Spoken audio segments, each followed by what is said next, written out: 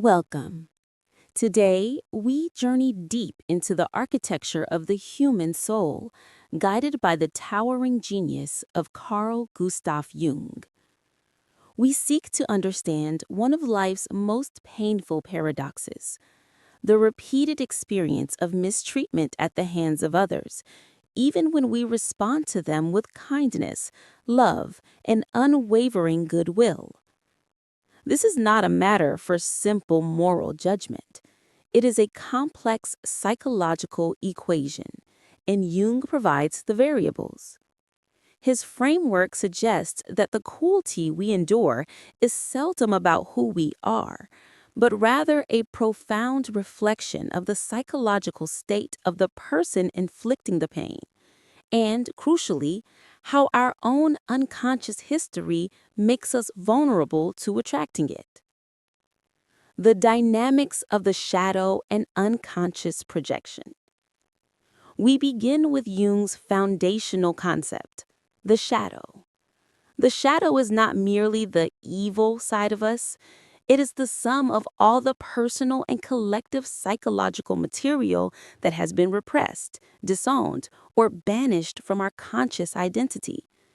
It holds our shame, our forbidden impulses, our perceived weaknesses, but also our immense, untapped potential, the very power we fear to claim. When an individual refuses to acknowledge their own shadow, their envy, their inadequacy, their capacity for deceit, that unintegrated material seeks external expression through unconscious projection. Imagine the dynamic. The person treating you poorly often cannot bear to look at their own internal deficiency, so they unconsciously seize upon a quality in you, real or imagined, and project their own denied content onto it. They see their weakness in you, and by attacking you, they feel a momentary false relief from the pressure of their own internal conflict. The perpetual critic is terrified of their own mediocrity. The person who belittles your achievements is grappling with their own repressed ambitions. The one who calls you selfish is desperately avoiding the reality of their own profound neediness. We must understand, their cruelty is a fever dream of their own psyche, and you have simply been cast as the external mirror they need to smash. They are not responding to your true self, but to the distorted image of their own shadow reflected in your light. The role of the persona and the loss of authenticity. This projection dynamic is intensified by another Jungian concept, the persona. The persona is the psychological mask we construct to navigate society. It is the role we play, the agreeable worker, the stoic son, the accommodating friend, designed to gain approval and avoid rejection. While necessary for social survival, over-identifying with the persona becomes a trap. When you live primarily through the persona, say the perpetual people-pleaser or the selfless helper, you inevitably suppress your authentic needs, boundaries, and self-interest. This inauthenticity creates a psychological vacuum. The persona attracts relationships that reinforce the mask, not ones that honor the authentic self beneath it. Predatory or psychologically unconscious individuals possess a keen, almost instinctual nose for this lack of integration.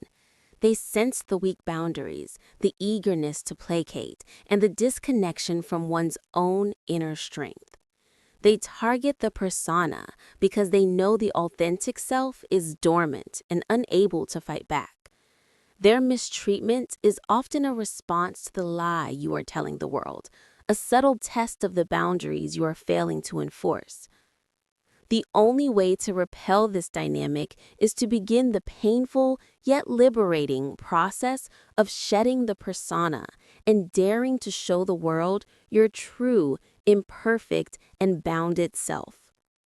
The repetition compulsion, seeking resolution in the wrong places. We must now turn the gaze inward. Why do we continue to be drawn into these patterns?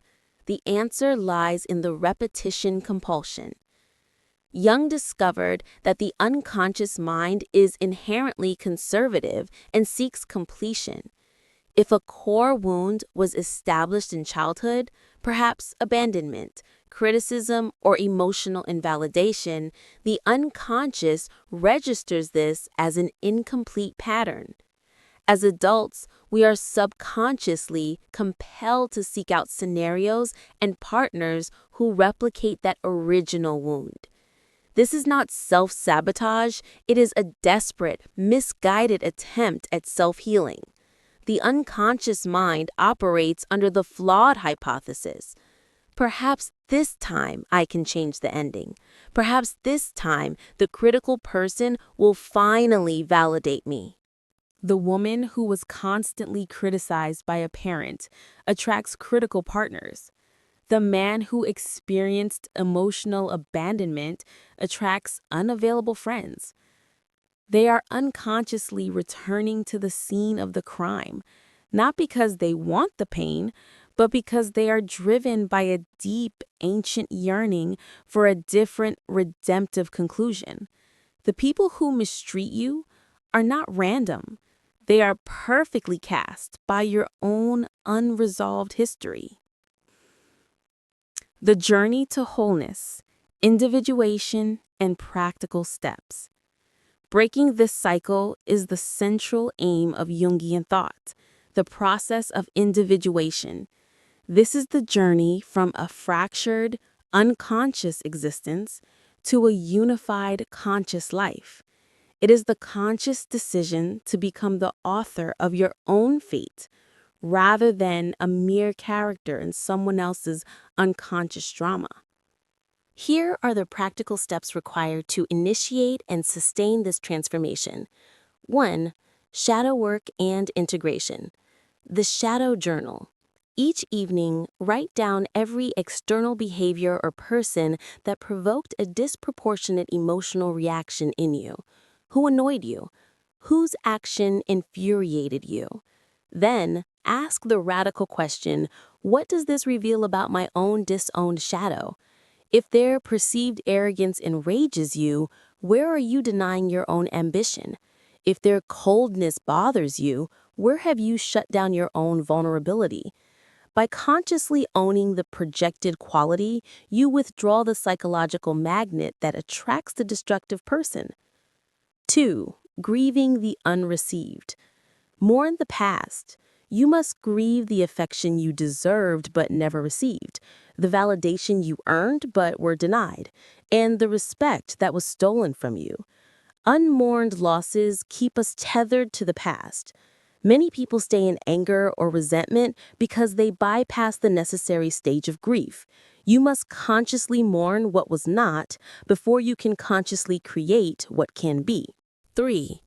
Establishing the witness consciousness. The observer's self.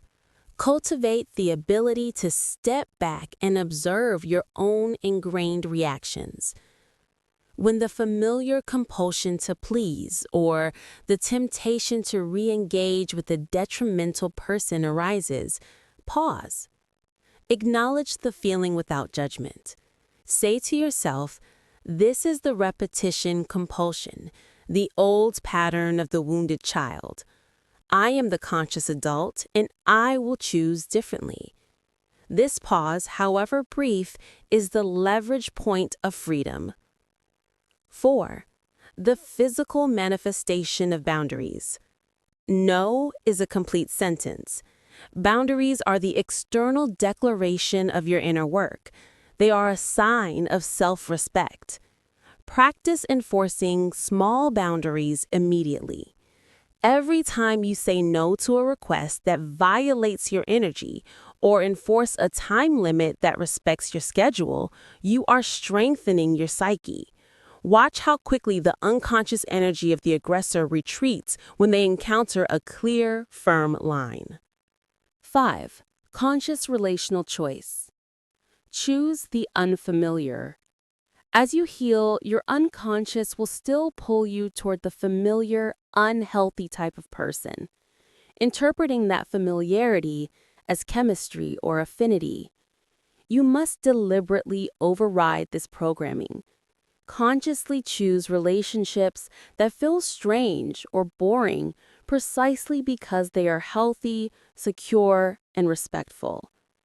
Choose people who reflect your light rather than those who try to extinguish it. The pain you have experienced is the tuition fee for the greatest education life can offer. It showed you precisely where your integration work is required. The privilege of a lifetime, Jung stated, is to become who you truly are. Your transformation begins now. You cease to be mistreated not when the other person changes, but the moment you commit to the conscious, difficult, and infinitely rewarding work of becoming whole. Thank you for joining us on this deep exploration of the self. Your journey toward conscious living is the most vital one you will ever undertake. We encourage you to share your insights, your reflections, and any thoughts on how these Jungian concepts resonate with your own experience in the comments below. Until next time, keep exploring the depths of your mind.